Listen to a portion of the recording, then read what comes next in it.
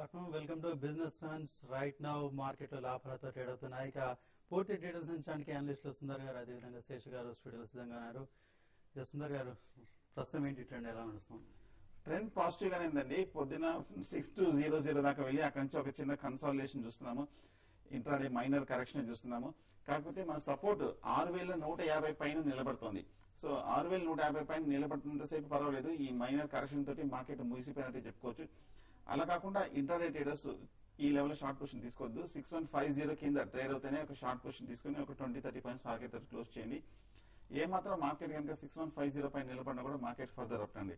So market last 1 week గా కొంచెం run-up వచ్చింది కాబట్టి ఇదొక మైనర్ కరెక్షన్ తప్ప కానీ ఇదొక పాజిటివ్ గా చెప్పుకోవచ్చు కానీ నెగిటివ్ అంశం లేదు.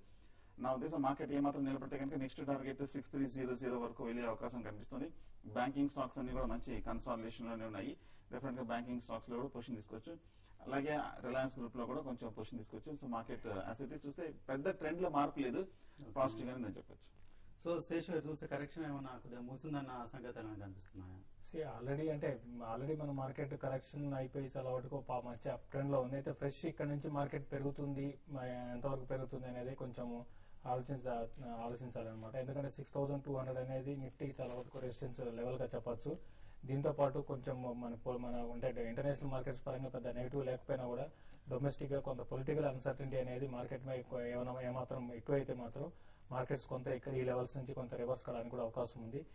పొలిటికల్ అన్సర్టనిటీ కానీ పెద్దగా లేకపోతే మాత్రం మార్కెట్ లో స్టేబుల్ గానే ఉండే అవకాశం ఉంది. అయితే కంటిన్యూగా లాస్ట్ ఒక 3-4 ట్రేడింగ్ సెషన్ గా చూస్తే నిఫ్టీ కంటిన్యూగా అప్ ట్రెండ్ కనపరుస్తుంది. అయితే ఇక్కడ ఒక ప్రాఫిట్ బుకింగ్ అనేది నిఫ్టీలో రావడానికి అవకాశం ఉంది. కాబట్టి 6200 కింద వాచ్ చేయమంటాను. కదా నిఫ్టీ కానీ 6200 పైన సస్టైన్ కాలేదంటే మార్కెట్ లో ఒక స్వల్పకాలిక కరెక్షన్ లోకి వచ్చే అవకాశం ఉంది. అది ప్రాఫిట్ బుకింగ్ అని చెప్పొచ్చు. పెద్దగా మేజర్ గా డౌన్ ట్రెండ్ అయితే ఉండకపోవచ్చు. ఓకే. ఫస్ట్ కాల్ తీసుకున్నా కర్నూలు నుంచి మన్సూర్ లైన్ లో సిద్ధంగా ఉన్నారు. మన్సూర్ గారు నమస్కారం అండి. నమస్తే అండి, చెప్పండి. సార్ ఇది క్యాలెండీ ఉంది కదా, రైల్వే గుర్తి తీసుకుంది కదా, నెక్స్ట్ అది మేము బై చేసుకోవచ్చు ఒక 100 ఫీట్ ఈ రేట్ లో. కాలింది చూస్తే కనుక లాస్ట్ ఒక 6 మంత్స్ గా 180 నుంచి 160 లోపల కన్సాలిడేషన్ అయ్యి నిన్న శుక్రవారం నాడు ఒక స్ట్రాంగ్ బ్రేక్అవుట్ కనిపించింది. ట్రెండ్ కూడా పాజిటివ్ గానే ఉంది. నా ఉద్దేశం ఒక బై పొజిషన్ తీసుకోవచ్చు. షార్ట్ టర్మ్ కి డెఫినెట్ గా మీరు బాగానే ఉంటుంది. కరెంట్ రేట్ 200 దగ్గర ట్రేడ్ అవుతుంది. నా ఉద్దేశం జస్ట్ ఒక 10 రూపీస్ డిపాజిట్ కనుక 180 దగ్గర బెస్ట్ బై అవుతుంది. ఈ లెవెల్ లో బై చేసి హోల్డ్ చేయొచ్చు. బడ్జెట్ వరకు చూసి ఒక 230, 240 వస్తే కనుక అక్కడ టార్గెట్ తోటి పెట్టి ఎగ్జిట్ అవ్వచ్చు. సో బై చేయొచ్చు. రైట్, మరో కాల్ తీసుకుందాం. జెడ్సెల్ నుంచి సతీష్ లైన్ లో ఉన్నారు. సతీష్. హలో సతీష్ గారు, చెప్పండి. నమస్తే సార్. నమస్తే అండి. సార్ 302 లో ఆర్ఈజీ తీసుకున్నాను సార్, 200 షేర్స్. ఓకే, అది హోల్డ్ చేయమంటారా సెల్ చేయమంటారా? కొంచెం ఫండమెంటల్స్ గురించి చెప్పగలరా? ఫండమెంటల్స్ ఆర్ఈసీ ఫండమెంటల్ గా మీరు కంగారు పడాల్సిన స్టాకే కాదండి. ఇది చాలా వరకు ఫండమెంటల్ వెరీ గుడ్ కంపెనీ అని చెప్పొచ్చు. అయితే రీసెంట్ గా ఈ స్టాక్ అరౌండ్ 340 లెవెల్స్ నుంచి నాన్ స్టాప్ గా 280 లెవెల్స్ కి వచ్చి మళ్ళీ అక్కడ నుంచి కొంత మళ్ళీ బౌన్స్ బ్యాక్ అవడం జరిగింది. అరౌండ్ 290 దగ్గర ట్రేడ్ అవుతుందని మీరు అంటే ఈ రోజు కొంత వీక్ ఉంది. అయినా కూడా ఏంటంటే మీరు ఒక ఇన్వెస్ట్ అయితే మాత్రం స్టాక్ ని హోల్డ్ చేయండి. ఫ్యూచర్ లో మళ్ళీ 350 to 360 నెక్స్ట్ 2 to 3 మంత్స్ లో పెరగడానికి అవకాశం ఉంది.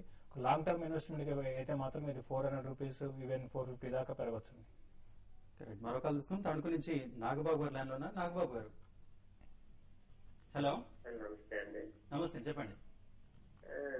గుజరాత్ పప్పు 68 యావరేజ్ లో నేను 1 ఇయర్ నుంచి హోల్డ్ చేస్తున్నాను. ఓకే, ఈ వేళ మా రేట్ వచ్చిందంటే ఎడ్జీ డబ్బులు హోల్డ్ చేయమంటారని చెప్పి గమనించే అదే ఒకటి ప్లస్ ఐడిఎస్టీ ఒకటి ఎలా ఉంటుంది షార్ట్ టర్మ్ కి. గుజరాత్ ఎన్ఆర్ఐ చూస్తే కనుక లాస్ట్ 3-4 మంత్స్ గా 100 రూపీస్ నుంచి కరెక్ట్ అవుతూ 50 రూపీస్ దగ్గరికి దిగి అక్కడ కొంచెం కన్సాలిడేషన్ లాస్ట్ వీక్ బ్రేక్అవుట్ కనిపించింది. సో డెఫినెట్ గా ట్రెండ్ పాజిటివ్ గానే ఉందండి. ఇమీడియట్ రెసిస్టెన్స్ అయితే 70. అక్కడ ఏమాత్రం జస్ట్ దానిపైన క్లోజ్ అవుతే మటుకు నెక్స్ట్ టార్గెట్ 90-95 వరకు డైలీ అవకాశం ఉంది. నా ఉద్దేశంలో మీరు హోల్డ్ చేయొచ్చు. రెండోది ఐడిఎఫ్సి గురించి అడిగారు. టెక్నికల్ గా కూడా బాగా పాజిటివ్